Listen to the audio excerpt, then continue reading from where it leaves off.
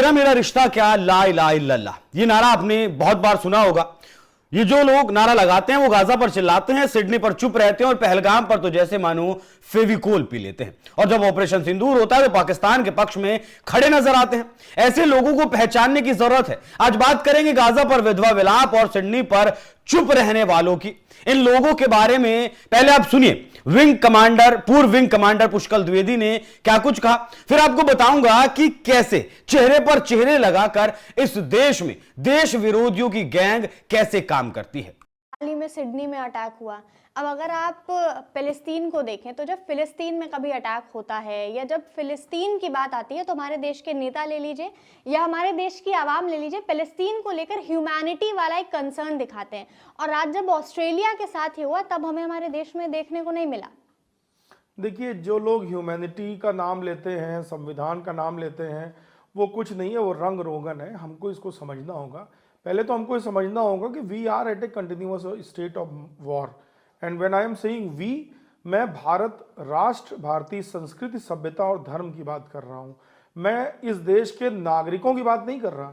हमारे देश के बहुत से नागरिक ऐसे हैं, 1947 में भी वैसा था कि पाकिस्तान बनने से 2 दिन पहले भी उनका 5 उंगलियां घी कढ़ाई में और सर जो है घी के पतीले में था। और पाकिस्तान बनने के बाद भी उनके लिए बस नोटों में गांधी की जगह जिन्ना बन गए। उनकी निष्ठाएं सिर्फ और सिर्फ अपने मजहब पे हैं। ऐसे लोग ही मानवता का नाम लेकर के करते हैं और साथ ही कुछ लिबरल जो लेफ्टिस्ट हैं वो इस तरह का प्रलाप करते हैं। वरना आप देखेंगे कि हम एक कंटिन्यूअस स्टेट ऑफ वॉर पे हैं और ये वॉर सिविलाइजेशनल भी है, सिविलाइजेशनल के साथ साथ ये नैरेटिव वॉरफेयर भी है। ये बात बिल्कुल सच है कि भारत में आज भी एक धड़ा ऐसा है जो पाकिस्तान के समर्थन में खड़ा नजर आता है और ये 1947 से ही ऐसा है। 78 साल बीत जाने के बावजूद भी इस धड़े की मानसिकता नहीं बदली है। यही वो धड़ा है जो गाजा के लिए प्रदर्शन करता है, भारत सरकार से मांग करता है कि युद्ध विराम करवाया जाए। हालांकि भारत सरकार इसके लिए काम भी कर रही है। लेकिन आज बात करेंगे सिडनी और गाजा दोनों की, क्योंकि गाजा में जो हुआ उसके लिए तो all eyes on Rafah, all eyes on Gaza के प्रदर्शन, हजारों प्रदर्शन इस देश में किए गए। कश्मीर से लेकर दिल्ली तक देश के अलग अलग हिस्से में प्रदर्शन किए गए।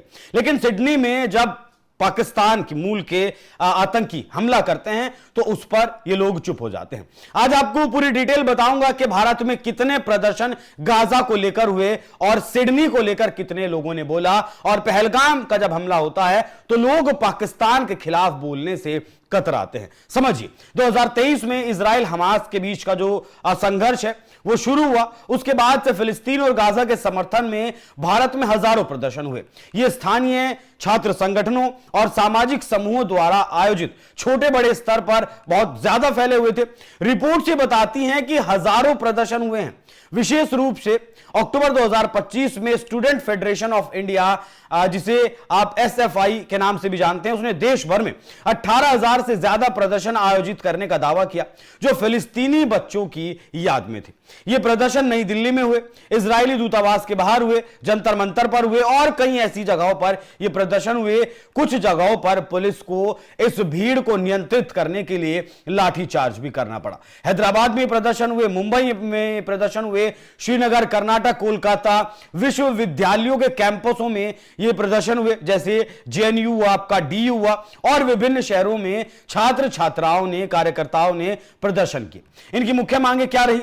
गाजा में तत्काल युद्ध विराम और इजरायली आक्रमण, नरसंहार रोका जाए, फिलिस्तीन के साथ एकजुटता की जाए, भारत सरकार से इजराइल के साथ हथियार सौदे और व्यापारिक संबंध खत्म करने की अपील इन लोगों ने की। हालांकि फिलिस्तीन के साथ एकजुटता भारत हमेशा से दिखाया है और बहुत सारी राहत सामग्री, दवाइयां भारत लगातार भेज रहा है। पैसे की मदद भी पिछले 11 सालों में कितनी की है भारत ने फिलिस्तीन की, वो भी आपको बताऊंगा। लेकिन क्या व्यापारिक रिश्ते इजराइल से इस संघर्ष के लिए खत्म कर देने चाहिए? भारत का क्या मतलब है इसे?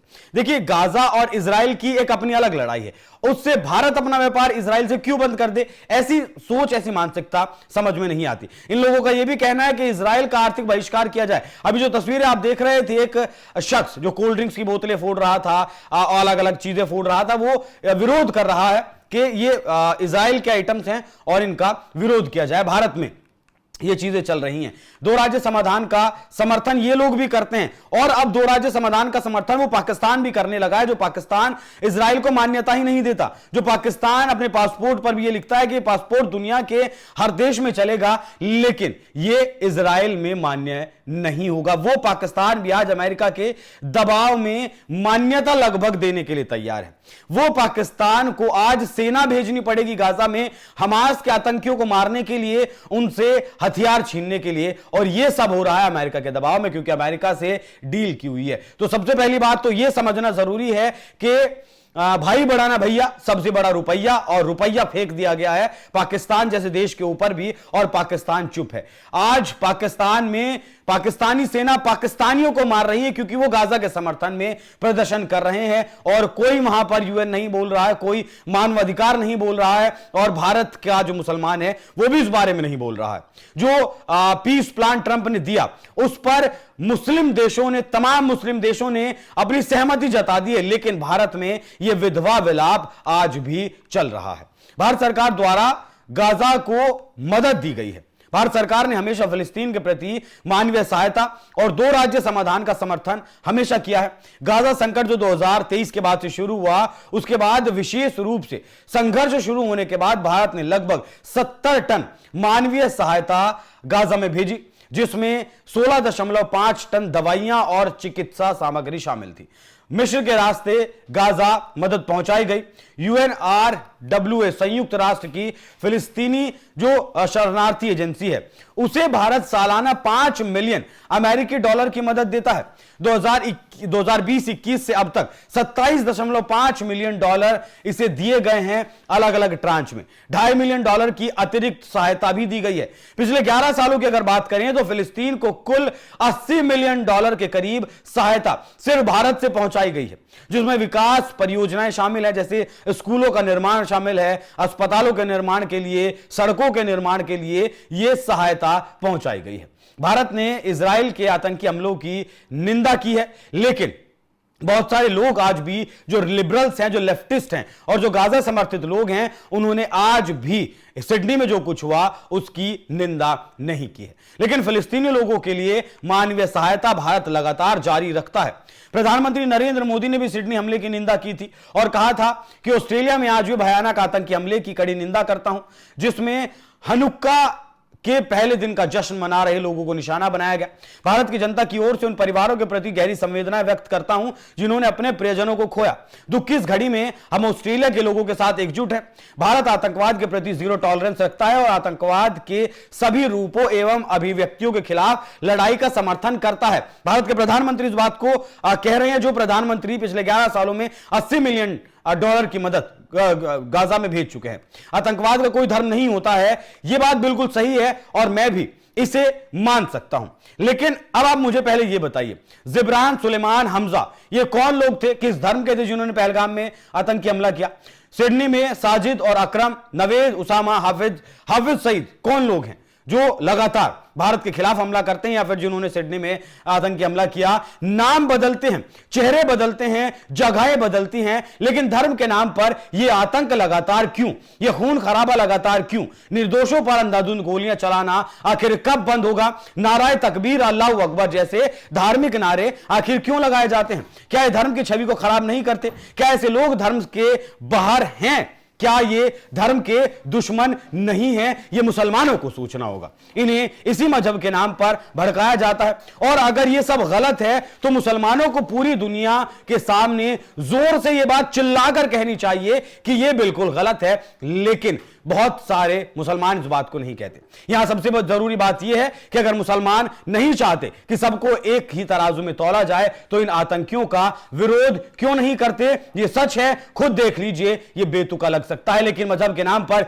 यह आतंक और यह खामोशी क्या इंसानियत के लिए सबसे बड़ा जुर्म नहीं है? यह भी याद रखिए कि इसी मजहब में नेक लोग भी शामिल हैं जो दूसरों को बचाने के लिए अपनी जान कुर्बान कर देते हैं, जैसे सिडनी के अहमद अल अहमद ने, जिनकी बहादुरी को आज सब सलाम कर रहे हैं। उनकी निष्ठा अपने मजहब पर है। लेफ्टिस्ट प्रलाप करते हैं सिविलाइजेशन और नैरेटिव वॉर, फिलिस्तीन पर बोलते हैं, ऑस्ट्रेलिया पर चुप रहते हैं। धर्म की आड़ में यह सारा कांड करते हैं, आतंकी हमले करते हैं, लेकिन फिर भी कह देते हैं कि आतंकियों का कोई धर्म नहीं होता। बाकी सोचना आपको है। इस खबर पर आप लोग क्या राय रखते हैं, कमेंट बॉक्स में अपनी राय जरूर बताइएगा। नमस्कार।